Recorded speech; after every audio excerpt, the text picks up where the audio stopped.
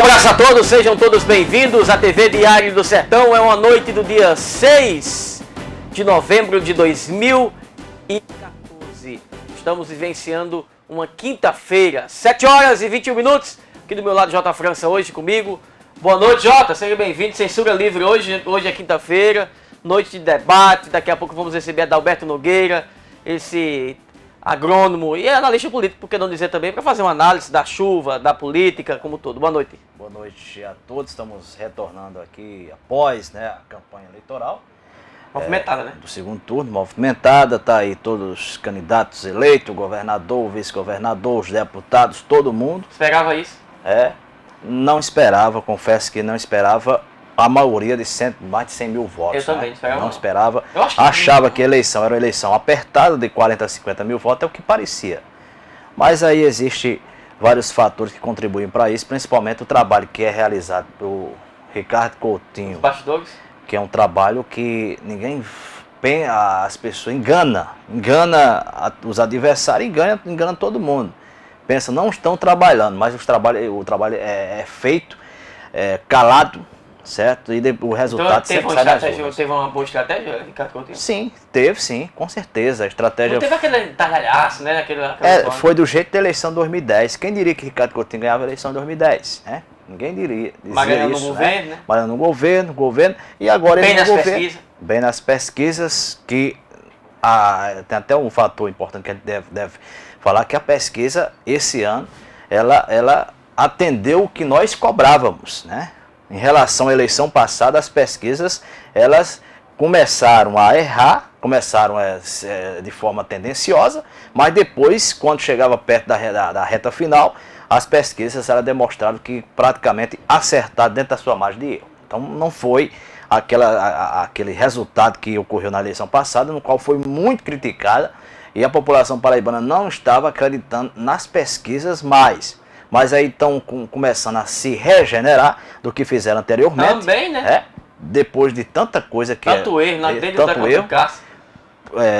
Maranhão, exatamente, e o próprio município de Cajazeiras, quando a gente viu as pesquisas nas eleições passadas, né, serem eleições passadas aí, a gente vem acompanhando, e isso tudo contribuiu para os discretos da população com relação à pesquisa. Quem saiu fortalecido foi o Jeová, né? Com certeza, o deputado Jeová, né, que saiu de uma campanha, entrou na campanha, aliás, muito difícil para ele, uma concorrência muito forte, uma coligação bem disputada, com feras como Estela Isabel, como o próprio Ricardo Barbosa, outros nomes lá em cima. E Jeová estava hoje na boca de muita gente aí na cidade, ele não tirava mais de que 3 mil votos, 4 mil votos. E a campanha de Jeová, ela teve um impulso muito grande, porque ele é corajoso. E deve-se uma parcela desse resultado para a majoritária, para Ricardo Coutinho, do próprio Jeová Campos, que vestiu a camisa no primeiro turno e também no segundo turno. Quer dizer, quem conhece Jeová sabe que ele tem coragem de fazer campanha, sabe que ele tem muita coragem de ir para dentro da campanha, de levantar a campanha juntamente com os seus irmãos, com toda a sua equipe. Todo mundo sabe a campanha de Jeová como é. Então ele saiu fortalecido nesse pleito eleitoral, certo? E promete realmente fazer um mandato, e a gente torce para isso. Lamenta o resultado que Vitoriano não foi eleito, mas de modo que a gente hoje temos 2 deputados. Temos hoje 2 deputados e vamos continuar a ter 2 deputados. Felizmente Vitoriano não conseguiu a sua eleição, mas... Perca para Cajazeira. Exatamente. Eu acho que não perca. Então vamos acreditar. acreditar... Muitas pessoas de fora, eu estava fazendo uma análise e estava vendo os números, muita gente de fora foi votado aqui em Cajazeiras, a gente tem a oportunidade, Jota. Aqui da região, não somente Cajazeiras em si, mas a região como um todo, dos 15 municípios, de ter elegido 3 candidatos. A região aqui votou em muitos candidatos forasteiros que basicamente não vem aqui. Isso todas as eleições se repetem. Todas as eleições se repetem.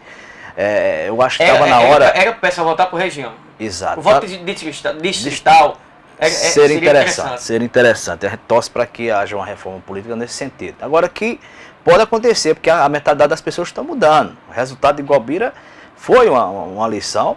Eu acho que foi um sinal, né? Um sinal que pode se refletir no futuro. Tem muita gente dizendo que 2016 é outra eleição. Eu concordo plenamente que seja uma outra eleição, seja uma outra história em 2016, Agora, é preciso dizer que pode acontecer surpresas em 2016. Né? Ninguém duvide disso. Porque o povo está ressabiado, a população sofre muito. Algum tempo atrás, as coisas eram feitas de forma obscura, ninguém sabia que o camarada chega aqui com a mala preta, comprava liderança, e aí não era refletido isso. Até valores hoje, as pessoas estão conhecendo. Olha, fulano recebeu tanto aí para comprar os votos de fulano. E isso se reflete também no município, a eleição municipal para vereador, para Câmara de Vereador, que nós acreditamos que deve ter uma renovação, precisa ter essa renovação. E também da própria prefeitura, o pessoal disse, a oposição se desmanchou, certo? Mas a oposição ela vai se formar a partir de 2016. Agora, você não acha, Jota, que a oposição ficou enfraquecida com essa vitória de Ricardo aqui, com sem dúvida, esse dobro de votos? Porque aí Carlos Rafael está do lado, Jamilton, Vitoriano, ninguém sabe onde é que fica. Algumas pessoas estão dizendo que Zé Aldemir vai ficar, enfim. O problema, na verdade, em relação a essa eleição, a gente nota que a oposição elas vem se enfraquecendo desde o pleito eleitoral passado, municipal, quando perdeu as eleições. E aí tem distanciamento vitoriano com o Carlos Rafael, certo? O fim de mandato desastroso, feito por Carlos Rafael, certo? Não formou uma equipe, um grupo, deixou descontente todo o grupo, certo? E aí, diante disso aí, a gente vê que se esfacelou. Agora, se você for pegar a história, todas as eleições... Esfacelou, mas na campanha já desse ano, Vitoriano já ficou com o Carlos Rafael, com o Jamilton, tudo no mesmo grupo. Mas é o tipo da coisa. Se você for pegar a história, já houve tempo que não tinha nenhum candidato. Por exemplo, a política ela é mutante, ela acontece de uma forma muito ágil, muito rápido. Nós temos 2 anos para acontecer muita coisa em Cajazeiras. Esse grupo de Carlos Antônio vai ficar dessa forma, fortalecido? Não vai ter racha? Zé Aldemir vai ficar onde? Certo? Zé Aldemir vai ficar com eles? Não vai? Surge um novo nome daqui a 2 anos? Quem sabe? Ninguém sabe. Carlos Antônio, quando era um médico aqui em Cajazeiras, começou a trabalhar, certo? Com pouco tempo ele apareceu, um cavalo selado passou, ele montou em cima. Hoje é a liderança que é em Cajazeiras. Certo? E surgiu bem pouco tempo. Então existe 2 anos ainda para frente para a gente esperar os acontecimentos, e tudo pode acontecer, inclusive nada ou surpresas. Vamos aguardar para ver. São 7h mais 28 minutos, a gente vai para o intervalo rapidinho. Depois do intervalo a gente já volta aqui com o Adalberto Nogueira, agrônomo, analista político. Ele é um pouco de tudo, né, Jota? Sabe muito. Ele vai falar um bocado de política aqui, que a Adalberto está com a língua afiada. Dizer as verdades. Planejamento de Cajazeiras. É verdade. Também vamos falar também sobre o planejamento que Cajazeiras... Quer dizer, Cajazeiras não existe. Atualmente a gente vê que a cada dia que passa a cidade de Cajazeiras está desplanejada. Ficando desplanejada, como diz a história. Mas vamos conversar com a Adalberto sobre esse sistema e outros. Eu fico boquiaberto em Cajazeiras, que é as ruas que começam grande, aí termina, é a rua funil, né? Começa bem grande, os carros passam, se puder passar 4 carros, passam um ao lado do outro, aí quando termina só dá pra passar lá um carro e apertado, meu amigo. É verdade, é uma esculhambação. Não é só Cajazeiras não, Souza do mesmo jeito, São José de Piranha, São João, Iraúna, se você pegar o contexto completo, falta planejamento dos municípios, viu?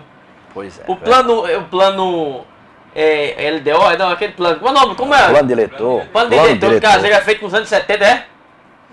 72. Tá. Tá bem. Aí eu já entra ano, sai ano, entra gestão, sai gestão. Eu vejo nas entrevistas de quase todos os secretários a mesma conversa. Vamos renovar o plano diretor. Não, isso aí é só balela. Conversa pra não dormir. Só balela. Nós voltamos já.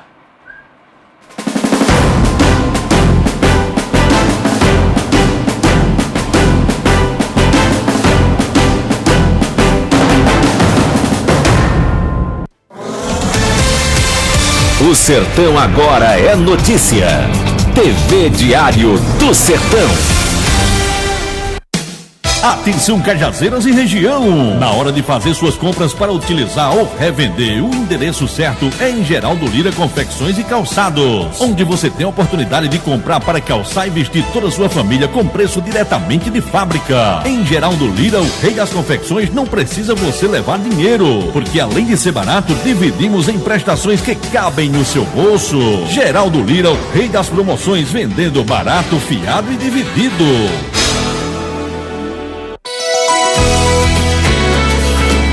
TV Diário do Sertão, de Cajazeiras para o mundo. O Natal está chegando, comece a se preparar. Aproveite e arrume a sua casa. Tem conjunto estofado por 12 de R$ 111,90. Esse rack moderno é apenas 12 de R$ 26,90. O home theater com karaokê é só 12 de R$ 23,90. E a TV de 32 LED é uma Sony, é só R$ 799. O Natal está chegando, comece a se preparar. O Armazém Paraíba é o lugar de comprar. O melhor pelo menor preço você encontra na Leia Livraria e Magazine. Material para escritório, livros, papelaria, material esportivo, utilidades domésticas, presentes, brinquedos, artigos de aniversário, malas e bolsas para viagem, suprimentos para informática e relógios de todos os tipos. Afinal, a Leia Livraria e Magazine está cercada de bons produtos para você e sua família. Acerte no melhor preço e pague como preferir. À vista com super descontos ou a prazo a perder de vista no carnê, cheque ou cartão. Leia Livraria e Magazine o ano inteiro com você. No Lojão Rio do Peixe, você encontra mais conforto, mais qualidade, mais beleza. Quer mais? Quer melhor? Menor preço, melhor prazo e, claro, melhor atendimento. Só lembrando, entrega e montagem é grátis. Lojão Rio do Peixe, prazer em realizar os seus sonhos. Em quase 10 anos, ensinamentos e experiências vividas foram essenciais para tornar o Central Lab referência em exames laboratoriais. São mais de 3.000 tipos, desde exames de rotina até exames de alta complexidade, acompanhados por especialistas. Examinando de perto, transmitimos uma credibilidade única, que faz você nos confiar sua saúde e de toda a sua família. Central Lab Cajazeiras, Rua Victor Jurema 556, fone 3531-2632. Acesse centrallabonline.com.br. O Sertão agora é notícia. TV Diário do Sertão. Eu sou de Cajazeiras, a nossa cidade, terra da cultura que me deu saber. Foi o Padre Rulim que nos abençoou, cidade que ensinou a Paraíba a ler. É lindo ver o Cristo de braços abertos, pois quem faz tudo certo nesta vida vence. Estou muito feliz falando a verdade, eu amo esta cidade, sou cajazeirense.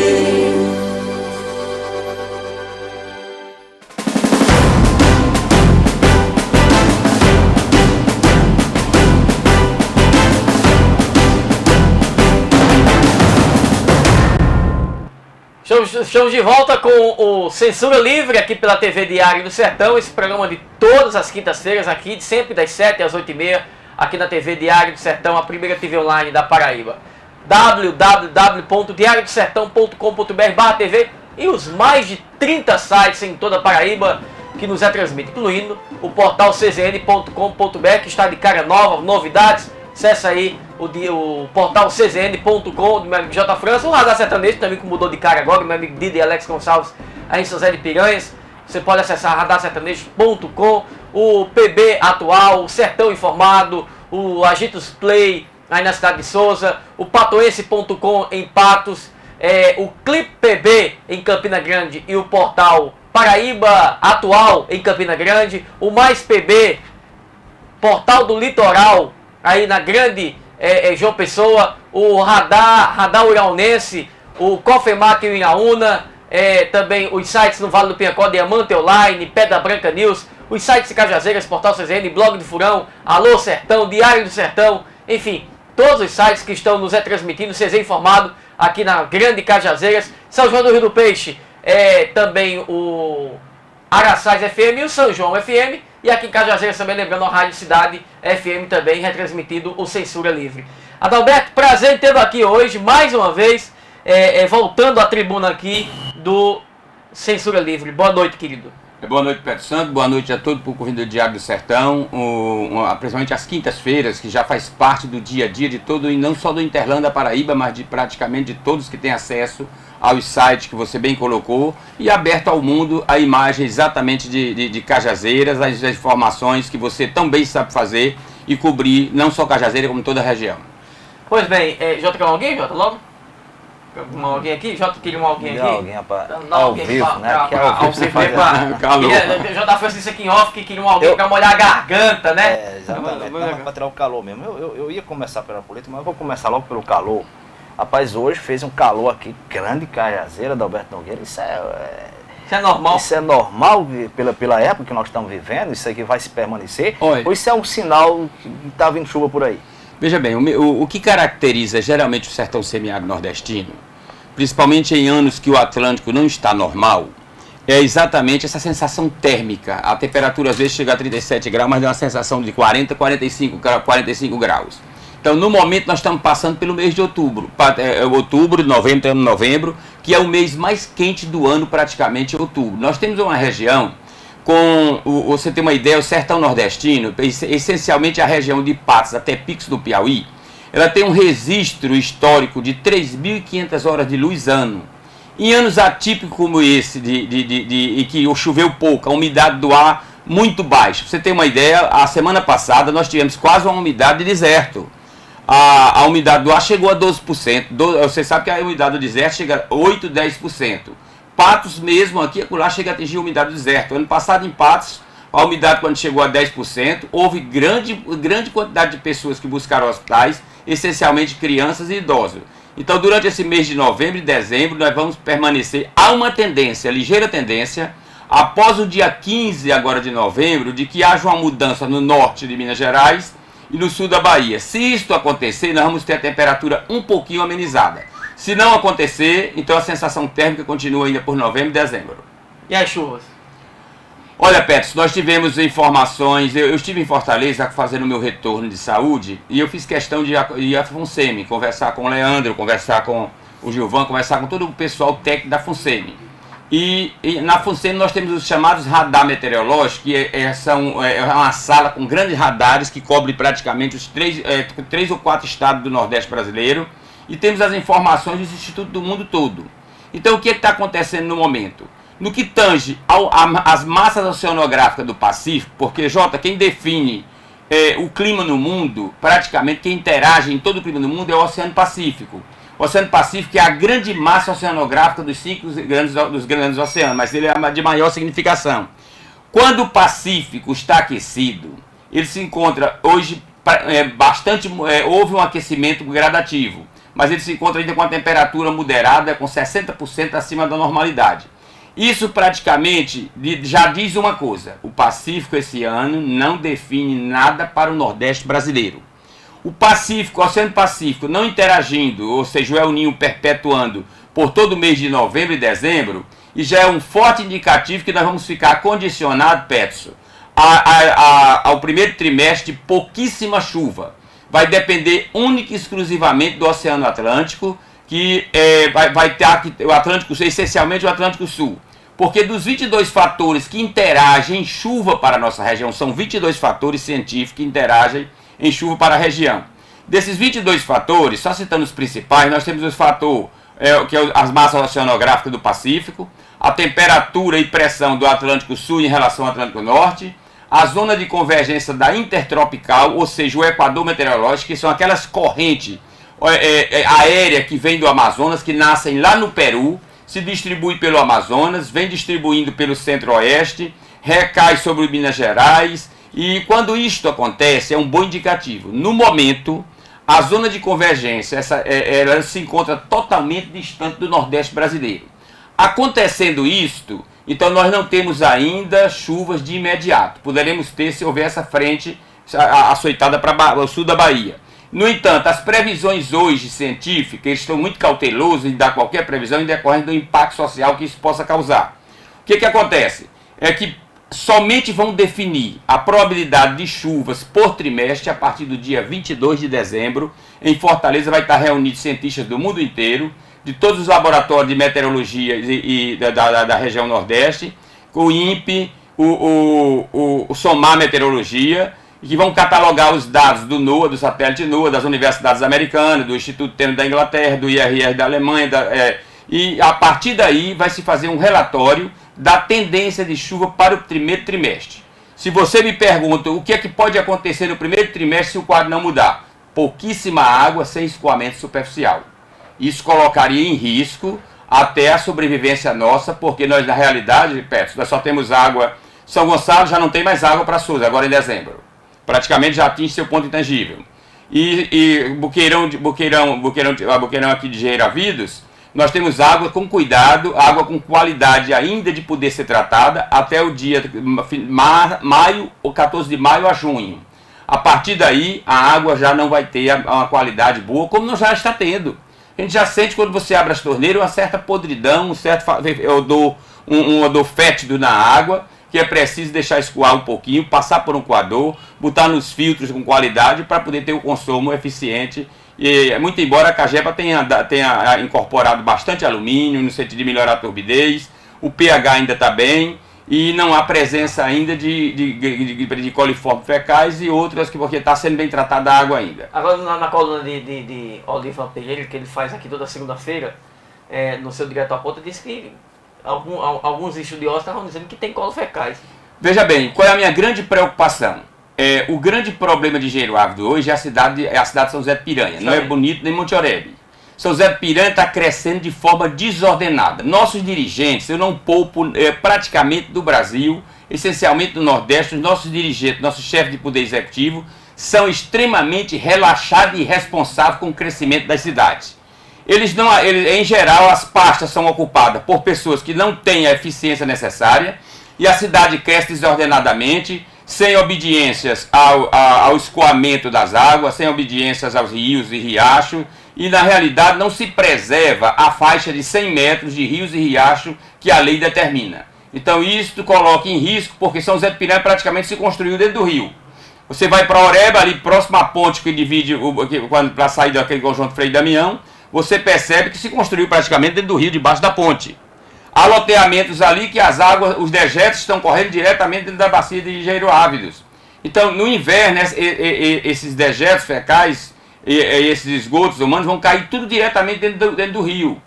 É preciso, como é uma massa ainda, o açude estando cheio, é uma massa significativa que pode ainda não causar um impacto de imediato, mas com o tempo isso pode gerar problemas muito sérios, porque vai se formando o lodo fecal nos açudes e vai propiciando a incorporação de outro, muito embora a Cagepa diga que não tem problema, mas a incorporação secular de lodo, de anos e mais anos, lodo fecal, vai gerar problemas dos coliformes fecais poder reproduzir dentro da própria água do açude. Antes de Jota fazer a pergunta, eu estava vendo no Jornal Nacional, no Jornal Hoje, essa água que é do esgoto que eles vão tratar para voltar para a comunidade. Isso funciona, Roberto? Dá para beber essa água, tomar banho? Como é? Olha, veja bem, Pedro. Hoje já se usa em algumas indústrias, hoje no Brasil. Para beber não, né? Eles usam geralmente essa água para o uso da industrialização. Uhum. Por exemplo, quem trabalha com máquinas que precisam de refrigeração de água, no caso das usinas de açúcar, por exemplo, essas águas, em geral, eles aproveitam toda essa água é reaproveitada e para o processo de refrigeração. Essa água, depois de passar por esse tratamento, ela pode ser incorporada ao rio, porque aí ela não vai causar os danos que causa sem ser um tratamento devido.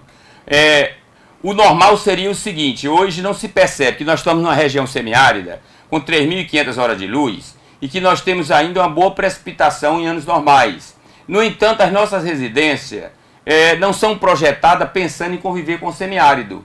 Você veja que são poucas as residências. Quem faz residência no sertão, qual o grande projeto? Os nossos arquitetos estão muito distantes ainda, nossos engenheiros. A nossa universidade é péssima na formação profissional de nossos técnicos. Ora, o que se concebia? Era que toda e qualquer residência feita no semiárido nordestino deveria ser obrigatório havia no projeto, primeiro, aproveitamento da luz solar. Não é? O governo teria que, através do financiamento do governo, que não custaria nada ao proprietário. o proprietário teria que ter no projeto um sistema sanitário, se não tiver saneamento básico, eu exigi isso, de fossa e sumidouro. Outro aspecto, ter uma cisterna de captação de água de chuva de ao menos 10 mil litros. Você já pensou uma residência de família com 4 pessoas? Onde cada família, a média de consumo de uma pessoa de água, quando você vai fazer um projeto de abastecimento humano, você supõe para um consumo diário por pessoa de 100 litros d'água. Então, se você acumula 10 mil litros d'água, você já pensou, você passaria quase 6 meses com água, sem gastar água da Cagepa e usando simplesmente a água captada da chuva. No entanto, nós não temos essa consciência ainda de maneira nenhuma. A nossa universidade pecou muito na nossa grade curricular, porque não implementou essa tecnologia de convivência com o semiárido. Jota? A respeito aí dessa questão de buqueirão, a gente vê que a diminuição da água, ela possibilita de que os químicos da Cagepa eles aumentem os produtos químicos para tratar a água. Isso, de certa forma, não é prejudicial à saúde humana? Olha, há 15 anos atrás, a Organização Mundial de Saúde já solicitava à ONU que no sentido de determinar, a Unesco, melhor colocando, que determinasse aos países em desenvolvimento a substituição do cloro pelo flúor. Porque o cloro ele é bastante danoso à saúde quando aplicado em excesso. O cloro é um produto até certo ponto que gera câncer, é cancerígeno para cânceres estomacais. Você percebe que no Brasil há uma incidência muito alta de cânceres estomacais. Isso é em decorrência de nós não usarmos o flúor. Ainda são pouquíssimas as cidades brasileiras que têm tratamento de água com flúor. Então, em decorrência do cloro ser um produto barato, então se aplica o cloro, e diante da situação que está hoje, essa dosagem tem que ser aumentada. E outra coisa, tem que se aplicar, para melhorar a turbidez da água e a qualidade, tem que se aplicar uma certa dosagem de alumínio. Ainda bem que o alumínio não é um metal pesado. O perigo é se fosse o chumbo, se fosse outro material qualquer, porque aí não, aí nós íamos morrer tudo de câncer. Você se lembra que Soledade é uma cidade ali antes de Campina Grande, tinha um problema muito sério. Eles captavam água do açude de Soledade, que tinha sais, muitos sais que entupia até a tubulação de PVC. Consequência, havia uma incidência muito alta de câncer em Soledade, porque a rocha em Soledade liberava moléculas da uraninita. A uraninita praticamente é o urânio primitivo. Eu mesmo, quando eu fiz coleta de minerais ali em Parelhas, em Brejuí, na região de Juazeirinho, a gente quando via uma uraninita, a gente isolava as mãos, já ia com as mãos isoladas com luvas, e se pegava a uraninita e com papel amorfo, no caso da higiene, ou lenço, mas a uraninita, em contato com a água, libera a molécula e provoca câncer. Foi a melhor coisa que o governo da Paraíba fez, parece que até o governo do Maranhão, foi exatamente trazer água de Buqueirão de Cabaceiras para aquela região do Cariri, Boa Vista, Soledade, Siridó e toda aquela região, senão o problema era muito sério. Persistindo a seca, não chovendo, e os açudes, os mananciais, por exemplo, como Buqueirão, São Gonçalo, dessa forma, qual seria a saída recomendada? Olha, eu dizia ontem em Souza, a imprensa de Souza, me parece que a ESA estava sintonizada, a Ana, parece que estava sintonizada nas entrevistas que nós demos no Rotary Club, da Palestra do Rotary Club, nas entrevistas de Souza e na difusora e demais emissoras. É que a alternativa única para essa região seria eles reter o máximo a água de Cureia Mãe d'Água. Se você junta hoje o manancial Cureia Mãe d'Água, você ainda vai ter aproximadamente quase 500 milhões de metros cúbicos d'água. Isso significa dizer que é uma reserva ainda de salvamento para uma emergência qualquer. No caso do oeste paraibano e o sudoeste paraibano, é ficar sem escoamento superficial. Então, se você já pensou Cajazeiras e Souza sem água? Você teria como única alternativa, mas não, ainda estão liberando água, agora foi proibido, ainda estão liberando água para irrigação nas margens do Piranhas Açu, para salvar ainda, para irrigar 5 hectares ainda. Agora eu não posso acreditar que a ESA ou a ANA vai liberar ainda a concessão de novas culturas. Se não houver uma fiscalização rígida, por helicóptero, por satélite, os produtores não obedecem. Na realidade tem que ser uma fiscalização assídua que possa lacrar as bombas a todo aquele que estiver desobedecendo as determinações da ESA. Porque a única alternativa que nós temos hoje para o sudoeste paraibano e o oeste é exatamente a pouca reserva que tem Cureia Mãe d'Água, que tem que suprir praticamente metade da Paraíba, que tem que alimentar até patos. Deixa eu mandar um abraço pro pessoal que está acompanhando a gente. Tem várias pessoas aqui. Primeiro o Claudinix. Claudinix, que é advogado lá de Souza, está mandando um abraço para ti. Ele está acompanhando a gente. O Abrantes Júnior está também nos acompanhando. Um abraço aí para Abrantes. O João Fábio também está na cidade de Souza. Muita gente de Souza está nos acompanhando agora. A Sandra Belchior, né? Está nos assistindo. Sandra Belchior. O doutor Matias, que censura livre, boa entrevista com esse analista agrônomo. Parabéns, Petro CJ França. Parabéns, Adalberto. Tá mandando um abraço para ti também. O doutor Matias, que ele é, se eu não me engano, é xixi, né? Isso. Xixi também. Também tá mandando um abraço aqui para Adalberto aqui. O Carlos está na cidade de Patos. Ele se pergunta como é que vai estar a questão também da cidade de Patos. Se você tem alguma informação na questão dos mananciais lá de Patos. Foi mesmo. Então, primeiramente, agradecer a todos o quem grande quiser, público. você pergunta. Quem quiser mandar mensagem, tá aí na tela aí agora, olha. WhatsApp 88024576. Alguma pergunta para Adalberto aqui, 88024576. Até você também que está em São Paulo, em Brasília, enfim, pode ficar à vontade para participar desse bate-papo comigo, com o J. França e com o Adalberto hoje no programa. Quem quiser participar fora do ar também pelo fixo, 83 Paraíba 3531-2251 e o Facebook, Twitter, que está aí também no diariodesertão.com.br/TV. Então, um abraço ao doutor Matias e a todo o público ouvinte, aos nossos amigos de Souza que estão nos assistindo. Dilson, grande e importante informação para a divulgação de seu site. Está dizendo, Dilson Félix, em Cachoeira dos Índios. Ele é o proprietário do Posto Cachoeira também. Tá Dilson, um abraço, Dilson. Então, vamos começar por Patos. Né? Na realidade, Carlos, se houve uma cidade... o ano passado nós tivemos a preocupação, depois que nós chegamos de um tratamento de Fortaleza, tivemos um contato com o Peterson, e nós, através do Diário do Sertão, nós publicávamos aquele trabalho do SOMAR Meteorologia, que foi o trabalho maior de eficiência científica que eu já presenciei em minha existência de vida, no que tange a questão meteorológica para o Nordeste brasileiro. Porque ele fechou por completo as previsões que a gente colocou o ano passado. Na realidade, o SOMAR teve a preocupação com o INPE e com o CPTEC de elaborar um trabalho dividido em regionalização por estado. E, na realidade, aquilo aconteceu com perfeição. Nós já tivemos contato com um dos principais técnicos hoje do INPE, o Dr. Francisco Flávio, e ele ficou de ter contato comigo diretamente, ficou com o meu site, ficou todas as informações, para que quando houver uma reunião, ele disse, não, nós vamos querer que você venha até uma reunião aqui com a gente, quando a gente for catalogar o relatório. Então, veja bem, a situação de Patos, Carlos, Patos foi uma cidade extremamente beneficiada o ano passado, no mês de abril, me parece que foi abril. Teve um vórtice que aconteceu na região, e esse vórtice se concentrou exatamente sobre a região de Patos e Santa Luzia, sobre as cabeceiras da Farinha e de Jatobá. Consequência, deu para praticamente quase que sangrava, tanto a Farinha quanto a Jatobá. Isso amenizou um pouco a situação de Patos, porque se a Farinha e o Jatobá não tivessem tomado aquele volume, foi 400 e poucos milímetros praticamente numa semana. Foram duas chuvas que saturou praticamente, quase sangrava os dois açudes, cara. Então, senão vocês estariam aí hoje com águas limitadas já, sofrendo racionamento de curemas. Porque na realidade a situação de Patos, enquanto os mananciais de Patos ainda estão bem, está sendo controlado, mas vocês têm já uma adutora, diga-se de passagem, muita gente criticou a venda da Saelpa, mas na realidade aquilo foi praticamente a nível nacional aquele processo de privatização das empresas. O PT que tanto combatia talvez foi um dos que mais privatizou.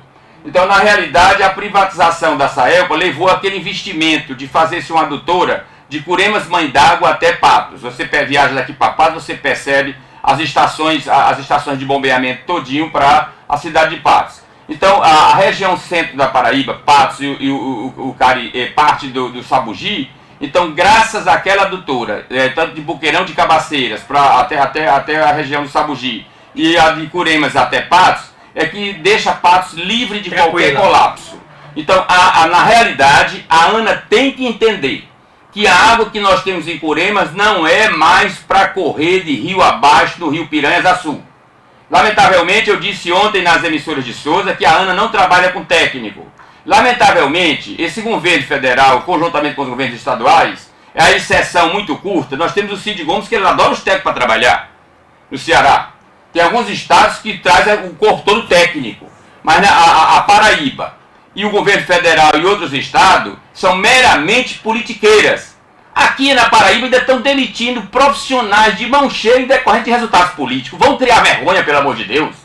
Não é mais época de uma política rasteira dessa não. Você tirar um médico de um hospital meramente por um resultado político, dois médicos.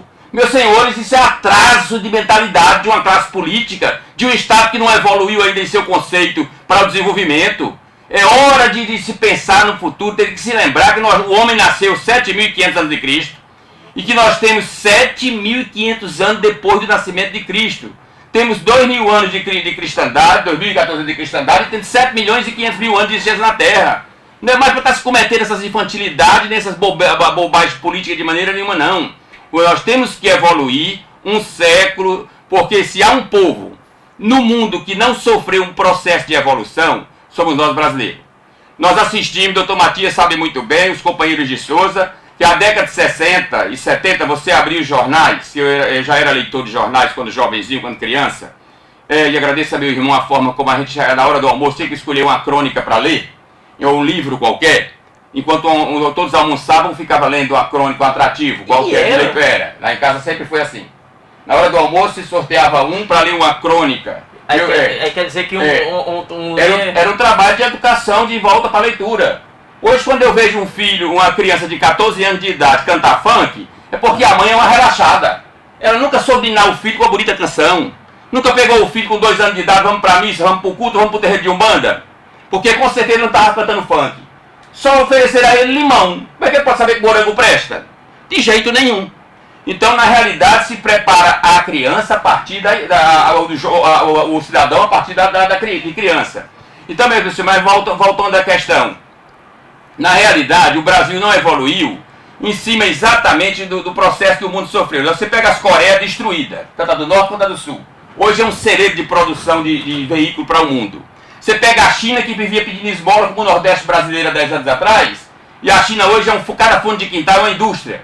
Você passa em Pequim, tem um viaduto com esgoto corrente, está lá o chinês produzindo verdura da melhor qualidade possível. Você chega na Indonésia, é um exemplo de país a Indonésia. Os 2 brasileiros foram brincar levando cocaína e maconha para lá, e droga para um campeonato de surf e outro de parapente, terminaram os 2 sendo fuzilados. Então, na realidade, e o Brasil não. Se montou um programa de assistência social, sem transformação nenhuma da família brasileira. Então, o que se percebe é que o Bolsa Família foi meramente um cartão de compra de voto, não um programa de transformar a sociedade. O que é que deveria... Não sou contra os programas sociais, Pedro, sem hipótese nenhuma. No entanto, eu acho que cada família que precisa de um programa social, precisa de uma ajuda, você vai ter... A senhora mora onde? Eu moro no bairro dos Remédios, na Vila Nova. Agora, a senhora vai prestar um dia de serviço na formação, na preparação da merenda escolar em tal escola. Então, formar profissionalmente. Mas os prefeitos, até a verba que vem do Bolsa Família e outros programas para fazer o treinamento, para adequar aquelas famílias, na realidade ninguém sabe nem onde fica o dinheiro. Então é preciso, na realidade, se mudar esse conceito. Nas minhas palestras agora, eu estou provocando. Se eu precisar de um trabalhador para abrir o registro d'água, você pode botar uma placa na sua casa, precisamos de 100 trabalhadores. E bote ele para abrir o registro d'água, ele não sabe para a direita é fechando e para a esquerda é abrindo. Então às vezes eu estou sendo até um pouco abrupto quando eu disse, olha, daqui a 10 anos, se nós continuarmos com esse modelo político, vai ser melhor trabalhar com chimpanzé, gorila ou qualquer espécie de primata.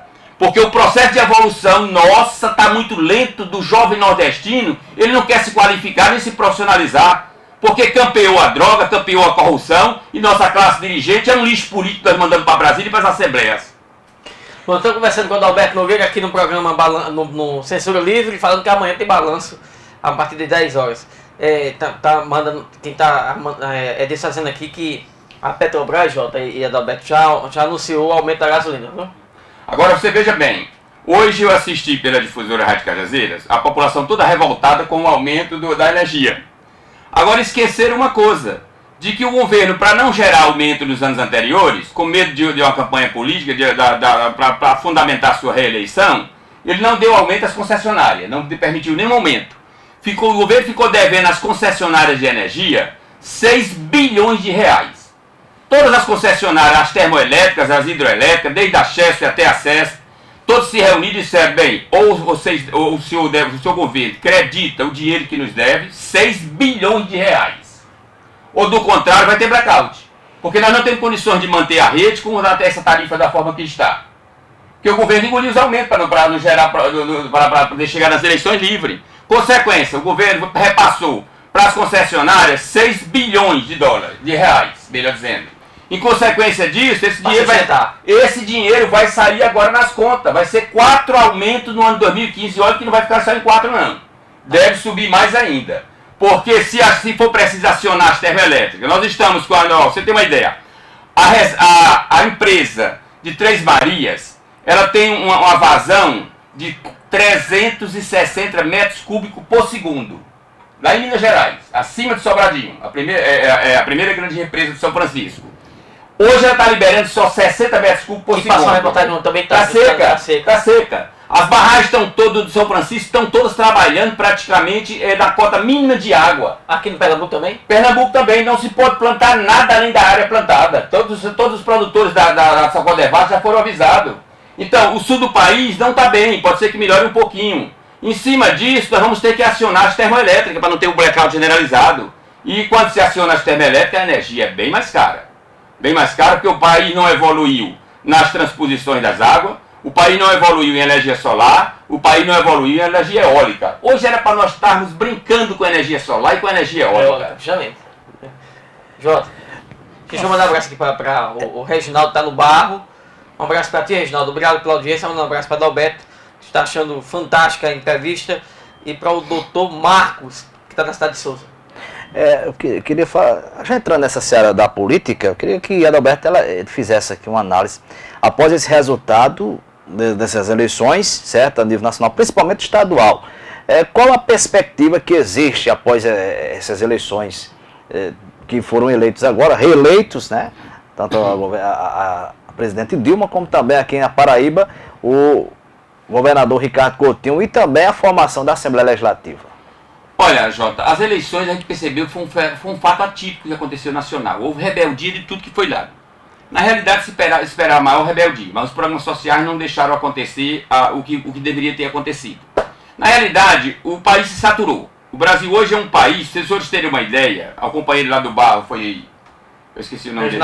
Reginaldo. O país hoje é o 120º país do mundo para se investir. Uma vergonha.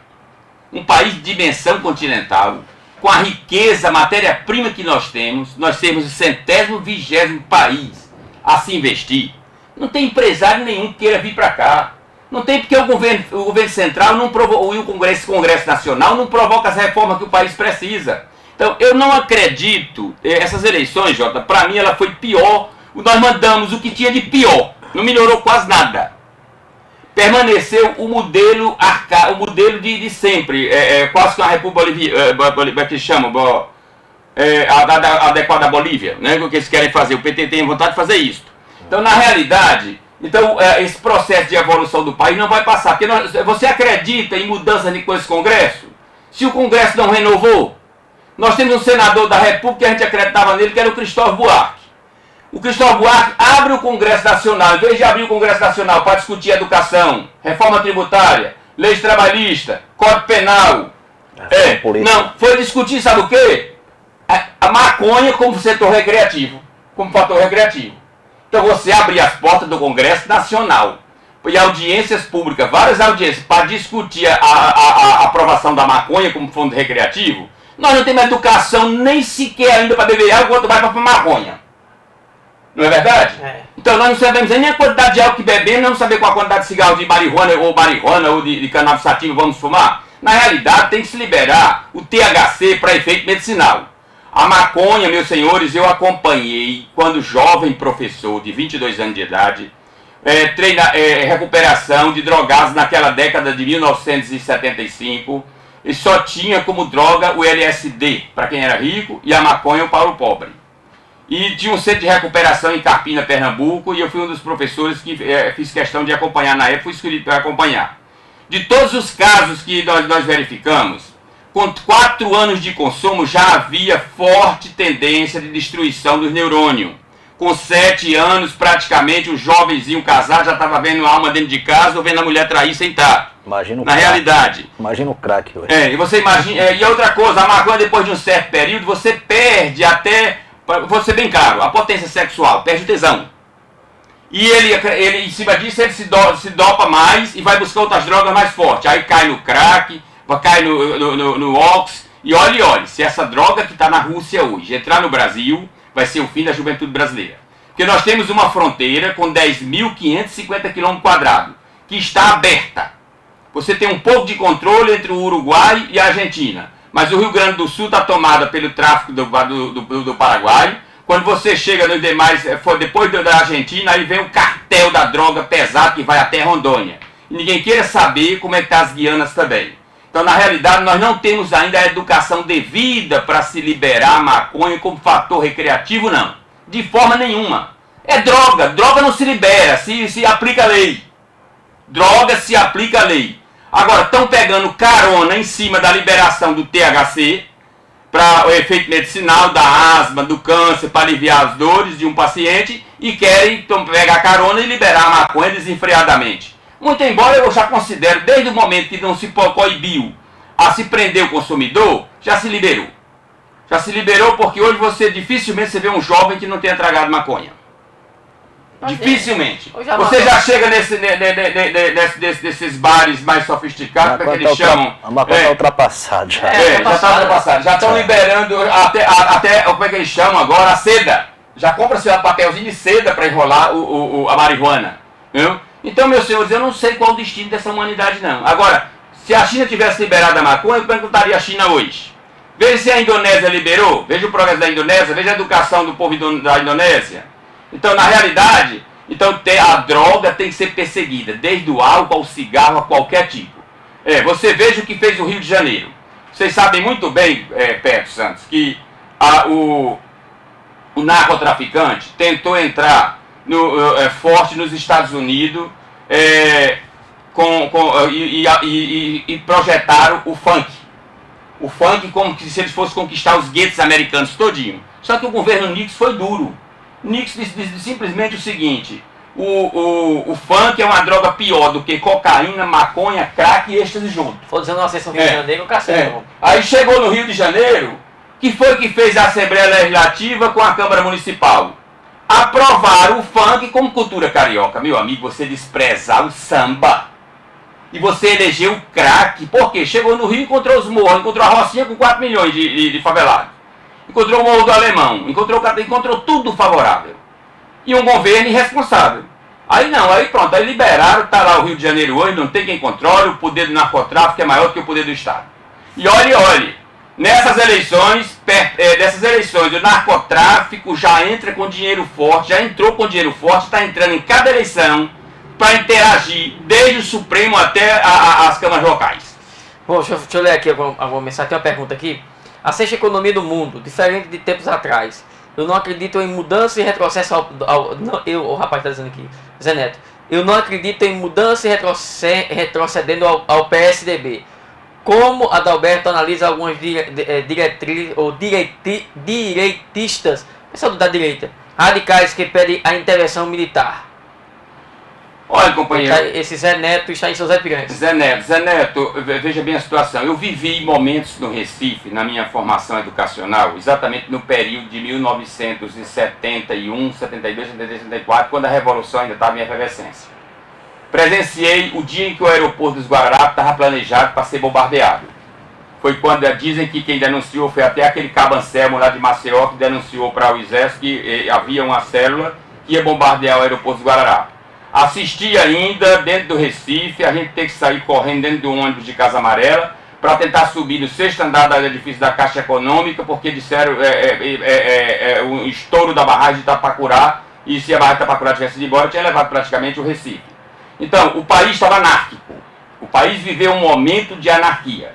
O grande problema nosso é nós olhamos para um retrovisor só, não olhamos para os dois retrovisores. Havia um lado anárquico da Revolução, que era uma esquerda anárquica e uma esquerda totalmente diferente.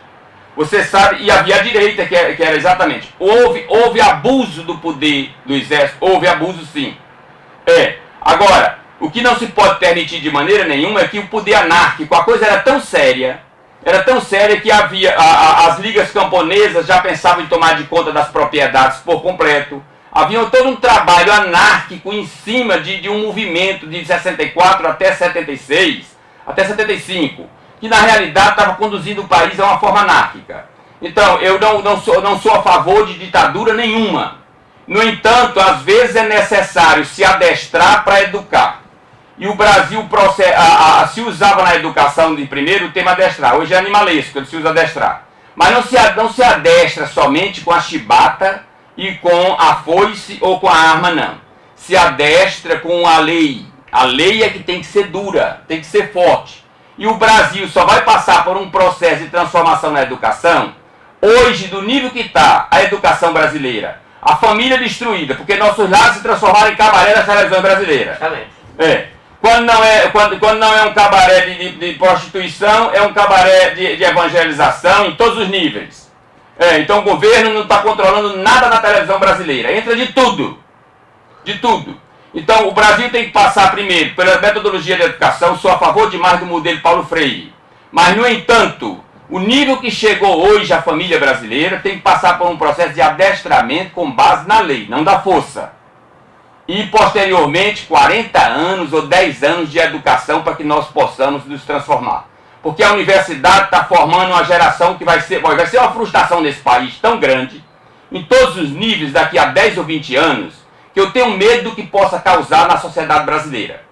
Primeiro, você tem um jovem que está se formando, que está saindo 70% da universidade, analfabetos funcionais, sem preparação para o mercado de trabalho. Não gera nem cria trabalho. A universidade hoje forma seus doutorados com o único objetivo de angariar 8 ou 9 mil reais a mais no contra-cheque, quando na realidade esse profissional de doutorado, ou com mestrado ou com PhD, deveria prestar mais 10 anos de serviço, incentivado pelo governo a cada ano, a cada trabalho publicado cientificamente, um aumento de 5%. Não, ele faz doutorado usando as verbas públicas, o único objetivo de melhorar o currículo para efeito salarial. Então, e vai surgir uma insatisfação, porque eu não posso conceber. A espécie humana tem uma ansiedade muito grande por crescer. E esses programas sociais, eles estão limitando o crescimento dessa sociedade nova. Tem gente que só vive com esse dinheiro. Então está vivendo disso, isso com o tempo vai surgir uma frustração. Na realidade, o Brasil não vai aguentar, sustentar, liberar 40 bilhões de reais por ano para programas sociais.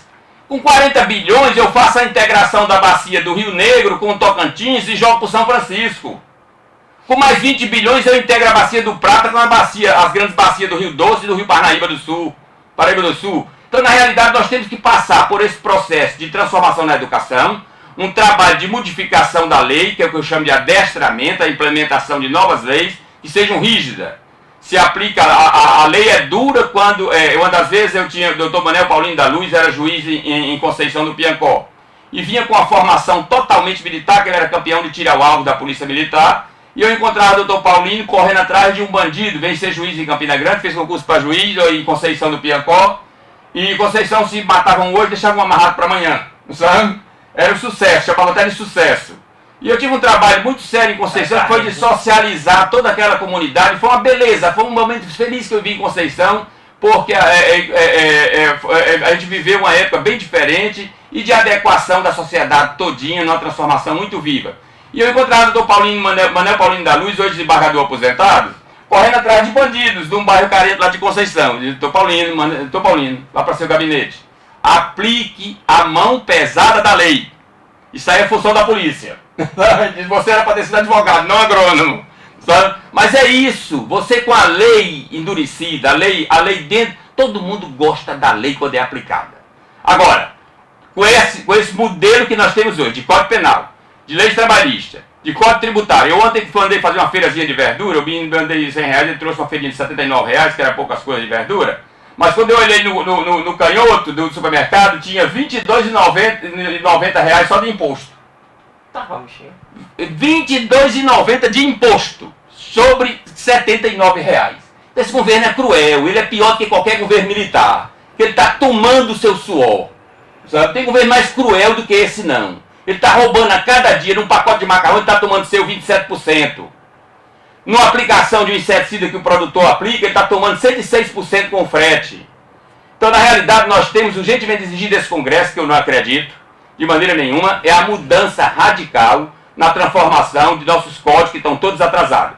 O grande jurista, ex-governador de São Paulo, Franco Montoro, ele dizia uma das vezes, numa palestra que eu assistia com o Franco Montoro, ele dizia: meus senhores juristas, futuros advogados, senhores juízes, antes de qualquer aplicação de sentença, reflitam. Reflitam porque os costumes da sociedade mudaram, a sociedade mudou de comportamento e nossas leis pararam no tempo e no espaço. Uma sentença aplicada, às vezes, sem a reflexão, você pode estar causando uma grande injustiça social ou uma grande injustiça ao cidadão. Falando aí sobre a questão de lei, legislação, eu me lembrei agora um tema que foi bastante polêmico e que desde a semana passada, alguns dias atrás, né, tem sido motivos de discussões aqui na Paraíba. Quer dizer, como é que nós podemos mudar um país como esse quando a gente vê tantos desabrigados, tantas pessoas que necessitam de um lar para morar? E aí foi aprovado no Tribunal de Justiça da Paraíba um auxílio moradia, entre aspas, né, de quase 5 mil reais para um juiz. Para o juiz, mesmo ele tendo uma casa própria. Como é que você avalia, Roberto, e essa decisão do Tribunal de Justiça, quase 5 mil reais de um auxílio moradia para um juiz que ganha, inclusivamente, consideravelmente, muito bem? Olha, eu comentei bastante essa questão e cobrei da grande imprensa nacional e a imprensa local o porquê da inércia quando o Supremo Tribunal Federal, o senhor Marco Aurélio, aproveitando uma lei que 2 estados aplicavam já, antiga, de ajuda de custo para o aluguel de juízes. Então o Marco Aurélio resolveu absorver a lei e estender a todos os juízes do Supremo Tribunal Federal a ajuda de custo. Primeiro eles fixaram o salário dele em 35 mil reais. Não é que 35 mil reais seja um salário condigno para um juiz de maneira nenhuma, não. Mas em relação ao salário mínimo é excessivo. A disparidade do Brasil de salário por categoria é imoralíssima. E outra coisa, o Supremo se dá o luxo de tecer seus próprios salários. O Congresso também. Então, o que é que acontece? Isso leva ao chamado efeito cascata. Eles fixaram o salário deles em 35 mil, aí passa o Congresso Nacional a ter 80%, passa os governadores a 80%, passa os deputados estaduais a 60%, passa os vereadores a tantos por cento, isso é um efeito cascata. Vem o Fux com aquele bigodão que parece mais outra coisa qualquer, que eu não é bom citar o nome, porque eu não posso acreditar em juiz nomeado, de maneira nenhuma. O grande erro do Supremo Tribunal Federal, o que é que diz a lei? Para ser juiz do Supremo Tribunal Federal não é preciso ser somente advogado, não. Basta ter um ilibado conhecimento e ter valores éticos e morais perante a sociedade. Mas não, nós temos hoje um corpo de juízes do Supremo Tribunal Federal que foi todo indicado praticamente hoje por Lula e por Dilma. A prova está aí. Botaram o Barroso, botaram aquele pessoal todinho, exatamente para livrar de Seu, para livrar o Genuíno. Deixaram preso somente o Roberto Jefferson e o Marcos Valério. Aí vem o Barroso, aí vem o Fux e estende a medida a todos os magistrados do Brasil. O Barroso acha pouco, aí diz a todos os desembargadores e procuradores. E agora os defensores públicos, com muita razão, que são os mais sacrificados, são os que trabalham. Na realidade, quem trabalha no judiciário mais são os defensores públicos. Porque são obrigados exatamente, a função deles é de atender exatamente aquele público que não tem condições nenhuma econômica. Em cima, eles estão brigando agora também pela equiparação, muito justa. Agora, o que é que tem que se fazer? Quando você analisa o mundo, a maior disparidade de um juiz em relação ao salário mínimo de outras categorias é 19 salário mínimo. No Brasil, pelo que eles vão ganhar, eles têm direito a uma passagem de ida e volta para o final de semana no Rio de Janeiro e têm direito às passagens de retorno para seus estados de origem. Então, praticamente, eles vão ficar numa disparidade de 65 salário mínimo em relação ao trabalhador. Meu senhor, isso é imoralíssimo. Então, eu dizia naquele instante, cadê a sociedade brasileira? Cadê os estudantes? Cadê os movimentos grevistas? Eu não prestaria para ser estudante hoje, não, porque eu não vi nenhuma reação diante dos fóruns. Eu fui até ultrapassei um pouquinho quando eu disse, todo país qualquer, os fóruns tinham amanhecido tudo queimado. E os juízes estariam com suas togas tudo guardadas, se escondendo da população. Disse isto. Porque se é um povo inercial que parece que não sente o reflexo da questão, somos nós brasileiros. Então é preciso urgentemente que a universidade volte a criar movimentos, o estudante passa a ser um líder. Você hoje não conhece um líder estudantil de Cajazeira. Mataram todas as lideranças, seja sindicais, seja estudantis. Acabou por completo. Não existe mais não. Não existe mais liderança. Os sindicatos hoje são de fulano, não são da categoria. É verdade. Desde 1943 que eles não prestam conta a ninguém. Os partidos políticos têm dono. Os partidos políticos são criados com o objetivo de ser vendido em cada campanha política e fazer parte de um jogo de acerto. Jota. A questão local, Adalberto. Política local após esse resultado. A maioria, tanto no primeiro turno, aumentada no segundo turno, em prol do governador Ricardo Coutinho. Isso reflete um aumento da popularidade ou da liderança do ex-prefeito Carlos Antônio, atual secretário? Olha, não se discute de maneira nenhuma o poder da liderança de Carlos Antônio. Na realidade, ele tem um poder de manipular massas muito fantástico. E outra coisa, contava com a força maior que é o Estado e o município. Você já pensou o que é você mobilizar uma massa que troca seu voto por qualquer valor monetário diante de um poder econômico do Estado, diante do poder econômico do município? Na realidade, as campanhas no Brasil são patrocinadas pelo dinheiro ainda. Não é pelo debate político ainda da televisão, não é pelo debate político do rádio ainda, não. É o fator monetário. Agora, não se discute a liderança política dele de maneira nenhuma. Eu acho que a Cajazeira tem que repensar agora totalmente as oposições. Praticamente vai surgir um novo modelo de oposição em Cajazeiras, porque o que estava aí praticamente foi banido, né, pelas posições que eles tomaram. Se esperava que aqueles dois jovens, tanto o Léo Abreu quanto o Carlos de Rafael, se tornassem os estadistas. Eu esperava que Léo fosse o estadista que a cidade precisasse para o futuro. No entanto, na realidade, pareceu mais um discípulo, desculpe, Léo, mas um discípulo de Santa Terezinha, que não sabia dizer não a ninguém, do que propriamente a uma posição de executivo. Na realidade, a cidade vai ter que retomar um novo modelo de liderança, que está ávida por isso, um novo modelo de oposição, para poder competir com a atual direita que se encontra no poder. Muito embora qualquer movimento de oposição sério leva de roldão todo esse trabalho encampado hoje, que se encontra por aí, que a sociedade não está satisfeita. Transparece. Lamentavelmente, em decorrência do poder econômico, há uma manipulação de grande parte da imprensa, há uma manipulação de grande... Agora vem a reforma política. Essa reforma política poderá mudar esse quadro não só em Cajazeira, como em todo o país. Será que acontece mesmo? Vai ter que acontecer, porque se não acontecer vai ser uma frustração nacional. Mas se vai acontecer, será qual será o... Eu acho que tem que acontecer nesses 2 anos. Sim, mas... Ela tem que acontecer, ela tem que acabar com... tem que estender o mandato para 5 anos, ele vai ter que acabar com essas coligações famigeradas. Será que eles vão fazer uma mini-reforma? Não combina mini-reforma. O país precisa de uma reforma generalizada política. Não só política, como uma reforma generalizada do Código Tributário. O empresariado brasileiro não aguenta mais. Vocês estão vendo aí a indústria têxtil em São Paulo, só para vocês terem uma ideia. Nós que conhecemos muito bem Cajazeira, e eu que viajei bastante por esse Brasil afora, nós sabíamos do poder da indústria têxtil. Em Cajazeira você pegava o algodão, descaroçava, produzia a torta, produzia o saponáceo, produzia o óleo, você produzia a tecelagem, mandava para São Bento, se fazia a fiação e produzia em São Bento a tecelagem e exportava para o sul. Hoje, meus senhores, essa indústria está vivendo, sabe de quê?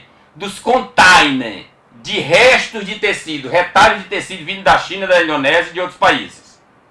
Porque praticamente as máquinas, todas as indústrias nossas, nosso polo têxtil está arrasado. Porque a China praticamente invadiu o nosso mercado, e a indústria têxtil está sofrendo muito, porque hoje não se descaroça mais algodão. Praticamente é o retalho que vem da China, pelos containers do porto de Mucuripe, do porto de Pecém, do porto de Pernambuco, e estão mobilizando a nossa indústria. Isso, as máquinas altamente avançadas, e uma empresa que consumia 1.200 funcionários hoje está com 300. São Bento, que tinha 600 tiares para tecer tecido, hoje está reduzido a 120. A economia de São Bento praticamente acabou-se.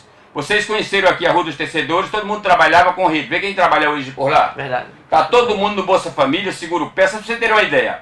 No Pôr do Sol tem 805 pessoas inscritas no Seguro Pesca. Tem mais pescador de Lagoa do Arruí morando no Pôr do Sol do que praticamente Tucunaré no Açude de Lagoa do Arruí. Dalberto, estamos no finalzinho, nós queremos agradecer sua presença aqui hoje no Censura Livre, de veras muito importante, vai repercutir essa história da água, não resta dúvida, porque o medo das pessoas em Sousa da falta d'água é grande, né? Também porque é a Cagepa que trata, é da ESA que distribui, né? Um problema grande na cidade de Sousa, a gente sabe a audiência que a gente tem em Sousa, e eu acompanho os programas de rádio, sei a dificuldade lá. Cajazeiras com essa problemática do racionamento que a gente está visualizando aí também, e as pessoas têm que economizar a água e esse esgoto que está entrando dentro do açude de Boqueirão.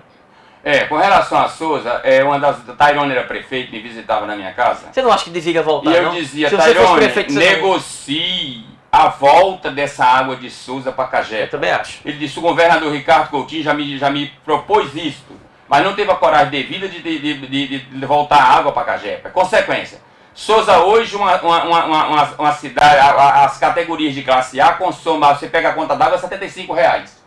Então praticamente quase ninguém paga água em Souza. Então essa água não tem controle, não existe hidrômetro, há mais de 12 anos não se expande hidrômetro. E a dívida da Prefeitura de Souza com a Cajepa talvez ultrapasse hoje R$50 milhões.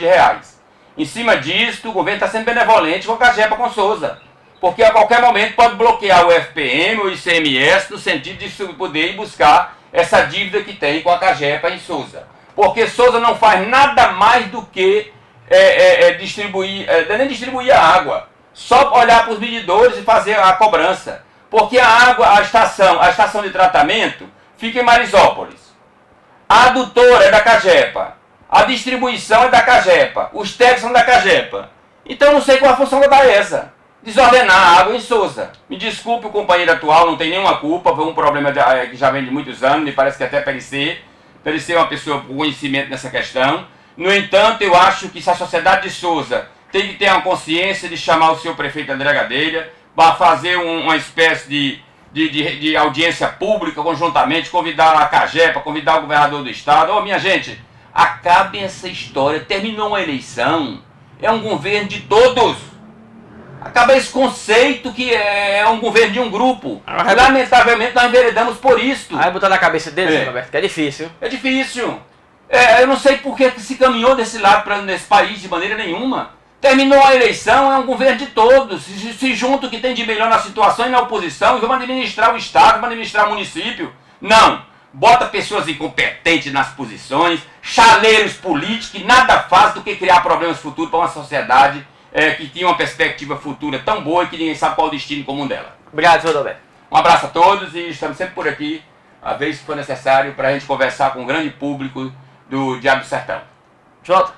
Um abraço a todos e até quinta-feira. Quinta-feira temos uma entrevista. Jeová, tudo indica que vai ser o deputado Jeová. Vai estar falando pela primeira vez aqui no programa Censura Livre, após ser eleito deputado. Um abraço para todos. Até amanhã, 10 em ponto no Balanço Diário. Jesus abençoe a todos e paz e bênção.